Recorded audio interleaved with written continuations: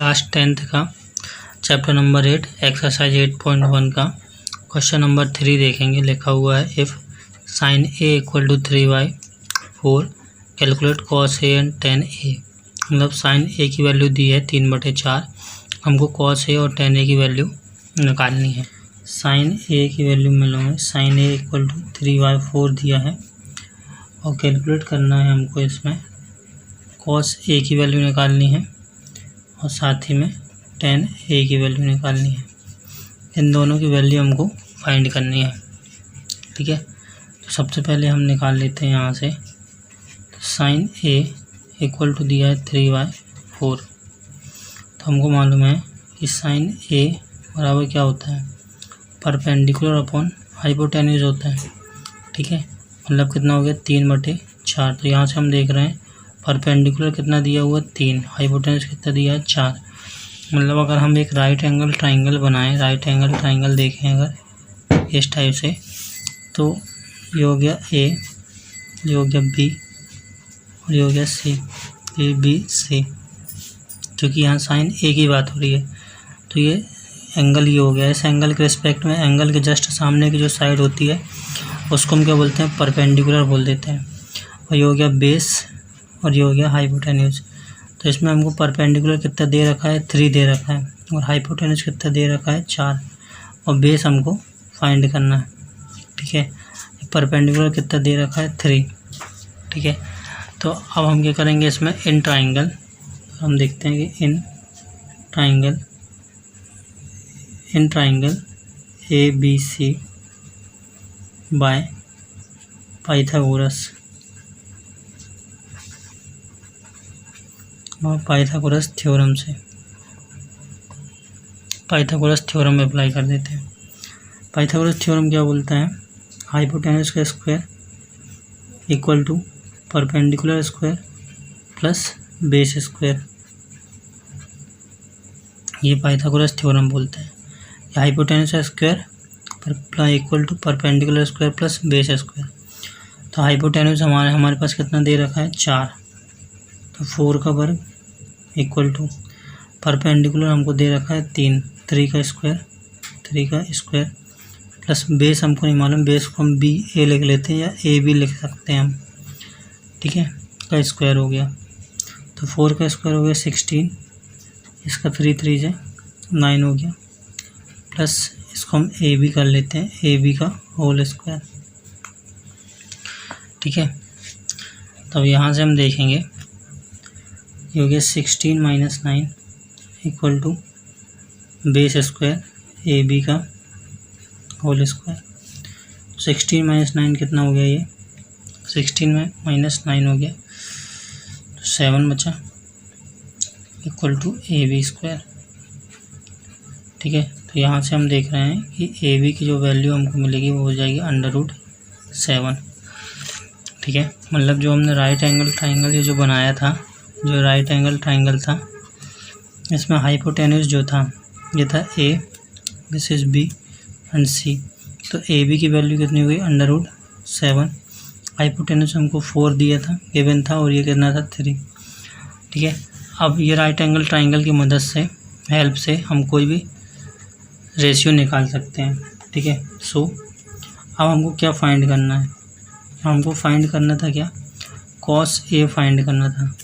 ठीक है, तो कॉस ए इक्वल टू क्या होता है, बेस अपॉन हाइपोटेन्यूज। इसको याद रखने का फॉर्मूला क्या होता है, यहाँ मैं शॉर्ट में लिख देता हूँ, पंडित बद्री प्रसाद हर हर भोले।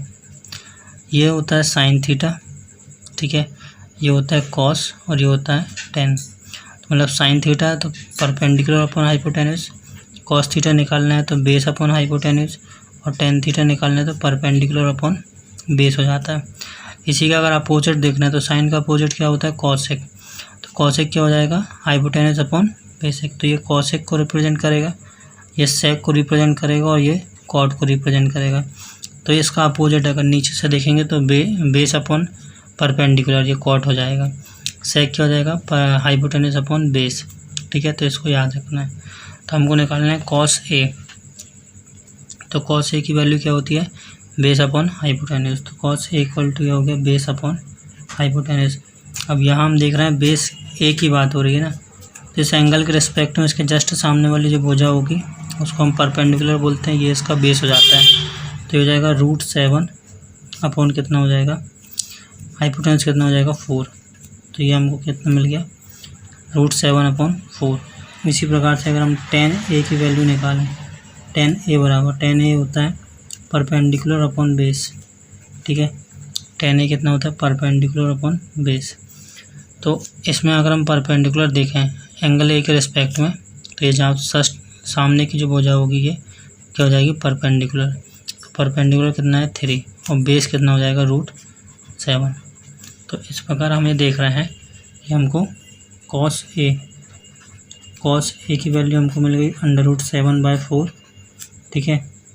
और tan a की वैल्यू हमको मिल गई 3/√7। ये हमारा आंसर हो गया। क्वेश्चन नंबर 4 देखेंगे, लिखा हुआ है गिवन 15 cot a = 8। फाइंड करना है sin a की value and sec a find करना है। sin a और sec a हमको फाइंड करना है। हमको sin a की वैल्यू फाइंड करनी है और साथ ही में इसका sec a की वैल्यू हमको फाइंड करनी है, ठीक है। तो यहाँ से हम निकालते हैं, ये 15 cot a = 8 हो गया। तो यहाँ से हमने निकाला cot a की वैल्यू = 8/15। जबकि हम ये देखते हैं कि cot की जो वैल्यू होती है, cot क्या होता है, tan का अपोजिट, ठीक है। और tan क्या होता है, perpendicular upon base.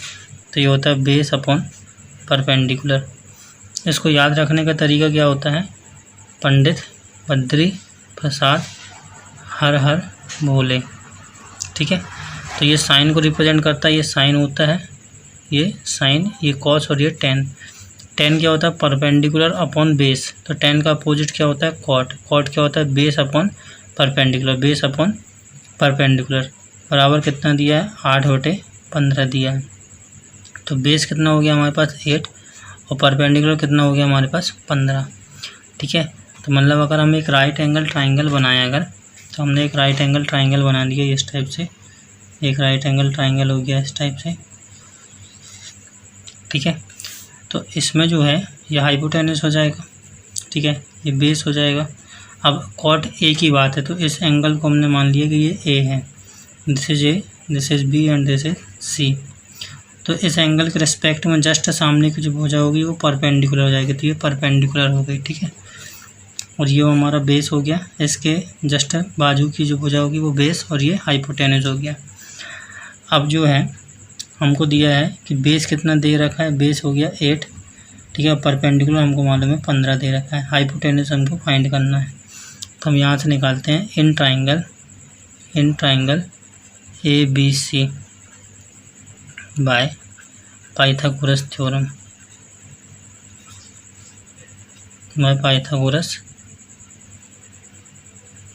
Pythagoras theorem लगा देते हैं।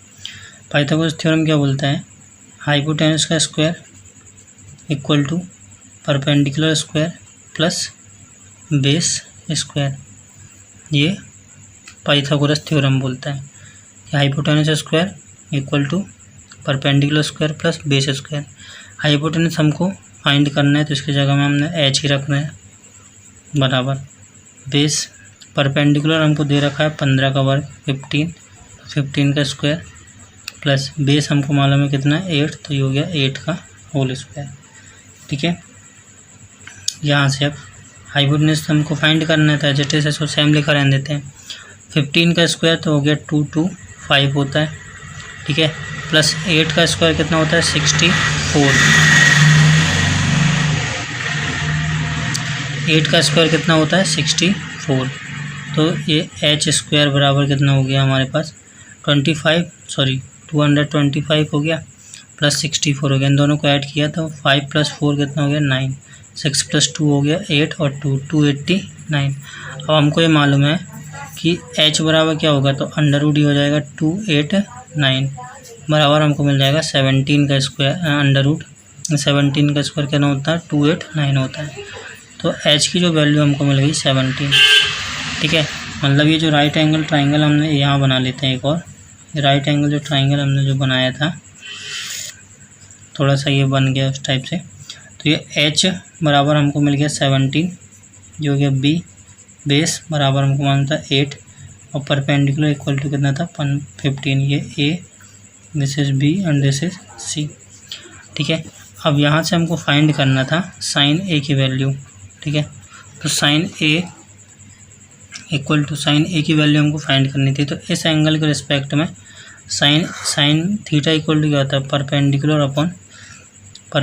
Upon hypotenuse. याद करने की ट्रिक मैंने आगे बता दी है, परपेंडिकुलर अपॉन हाइपोटेन्यूज। ठीक है, अब परपेंडिकुलर कितना है हमारे पास, यहाँ देख रहे हैं हम 15 ए के रिस्पेक्ट में। तो ए के जस्ट सामने की भुजा क्या हो जाती है परपेंडिकुलर। अगर ये एंगल चेंज हो जाएगा, अगर हम सी के रिस्पेक्ट में बोलेंगे तो सी के जस्ट सामने की भुजा क्या हो जाएगी परपेंडिकुलर। लेकिन अब ये एंगल ए की बात करें तो एंगल ए के जस्ट सामने की भुजा क्या हो जाएगी, उस साइड होती है वो परपेंडिकुलर। तो परपेंडिकुलर दिया है हमारे पास कितना 15, और जो लॉन्गेस्ट साइड होती है, जो लॉन्गेस्ट साइड है ये कितना दिया है 17। तो ये हो गया 17, 15/17, 15/17 हो गया। ठीक है, और दूसरा हमको निकालना है सेक ए निकालना है। ठीक है, अब सेक ए जो है वो किसका अपोजिट होता है, कॉस का अपोजिट होता है।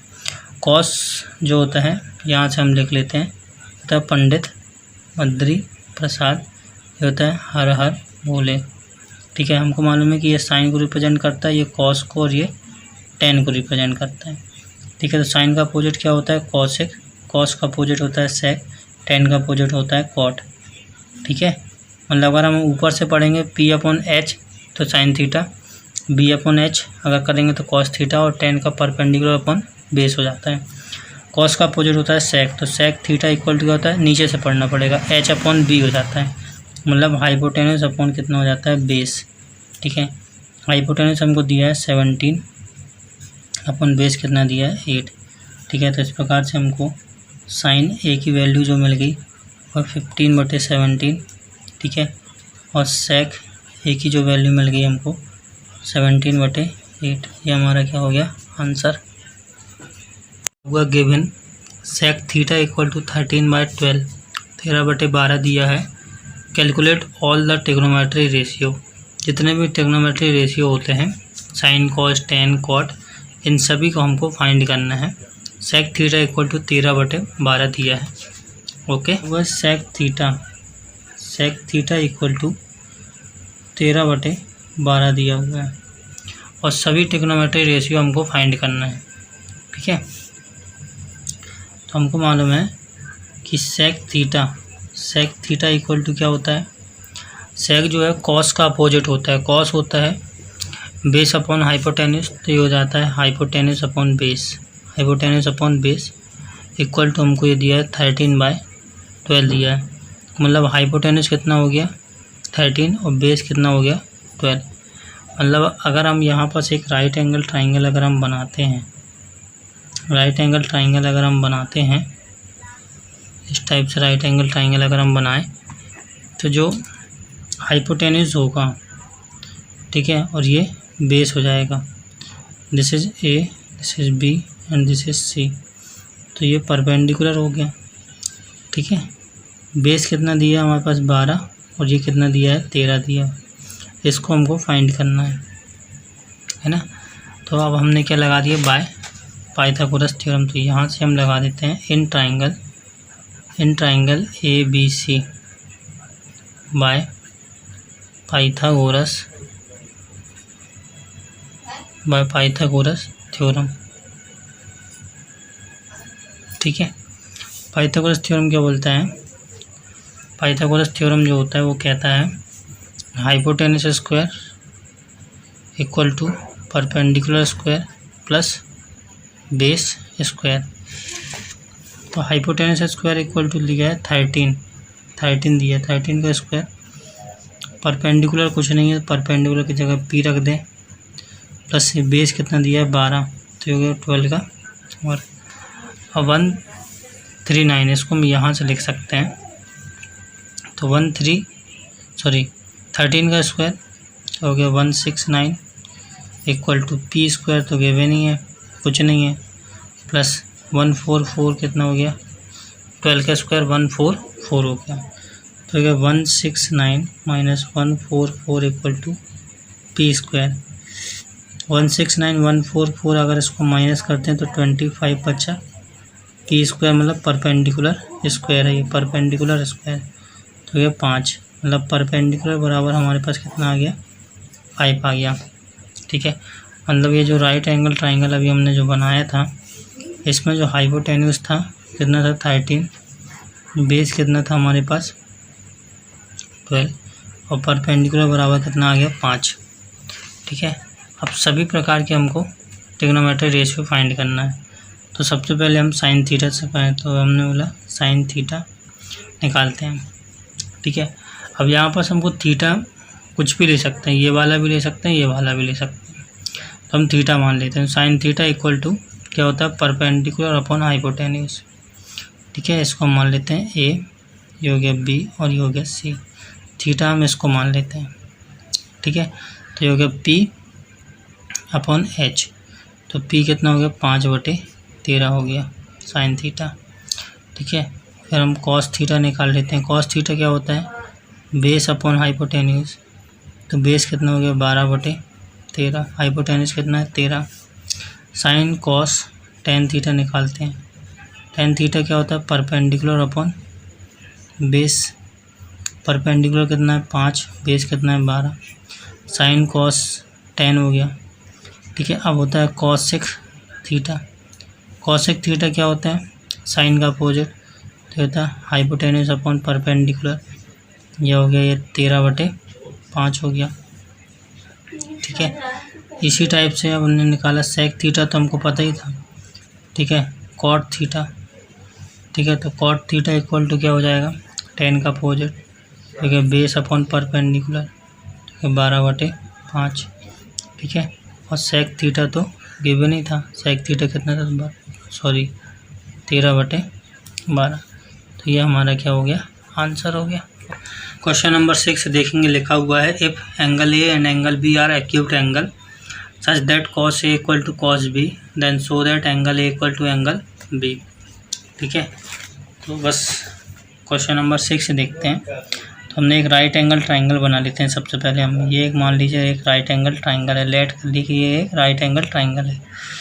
उसमें बोला है कि जो एंगल ए है और एंगल बी जो है वो क्या है, एक्यूट एंगल। मान लेते हैं एंगल ए और एंगल बी क्या है, एक्यूट एंगल है, जो कि एंगल सी ये 90 डिग्री हो गया।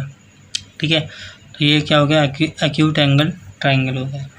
अभी हमको गिवन है cos A equal to cos B, ये हमको गिवन है और हमको शो करना है angle A equal to angle B. Angle A और इक्वल टू एंगल बी हमको गिवन है। ठीक है, तो हम कॉस ए, तो कॉस ए इक्वल टू क्या होता है, अगर हम देखें तो cos A equal to, cos की जो वैल्यू होती है कॉस थीटा इक्वल टू होता है बेस अपॉन हाइपोटेन्यूज। ठीक है, और ये भी होता है बेस अपॉन हाइपोटेन्यूज। लेकिन अब यहाँ पास हम देख रहे हैं कॉस ए की बात करें तो इस एंगल के रिस्पेक्ट में जो सामने वाला होगा ये क्या हो जाएगा, परपेंडिकुलर। ठीक है, और ये क्या हो जाएगा, बेस, और ये हो जाएगा हाइपोटेन्यूज। तो ये क्या हो जाएगा, बेस अपॉन हाइपोटेन्यूज, मतलब ए सी अपॉन हाइपोटेन्यूज क्या हो जाएगा, ए बी। ठीक है, अब कॉस बी, इस एंगल के रिस्पेक्ट में बी की बात करें तो जस्ट सामने वाला क्या हो जाएगा, परपेंडिकुलर, ये हो जाएगा बेस और ये हो जाएगा हाइपोटेन्यूज। तो इस एंगल में ये परपेंडिकुलर, ये बेस और ये हाइपोटेन्यूज। कॉस बी क्या होता है, बेस अपॉन हाइपोटेन्यूज। तो बेस क्या हो गया, बी सी, बेस क्या हो गया, बी सी अपॉन हाइपोटेन्यूज क्या हो गया, ए बी हो गया हाइपोटेन्यूज। तो हम देख रहे हैं कि ए बी से ए बी कैंसिल हो गया, तो ए सी बराबर कितना हो गया, बी सी। हम देख रहे हैं कि ये जो ए सी है ये और ये जो बी सी है ये दोनों साइड क्या हो गई, आपस में बराबर हो गई। सो हम ये बोल सकते हैं कि angle A equal to angle B, और यही हमको दिखाना था। ये हमारा आंसर हो गया। क्यों, क्योंकि अपोजिट साइड, जो अगर साइड इक्वल होती है तो इसका जो अपोजिट एंगल होता है वो भी क्या होते हैं, आपस में इक्वल होते हैं। ओके, तो angle A equal to angle B.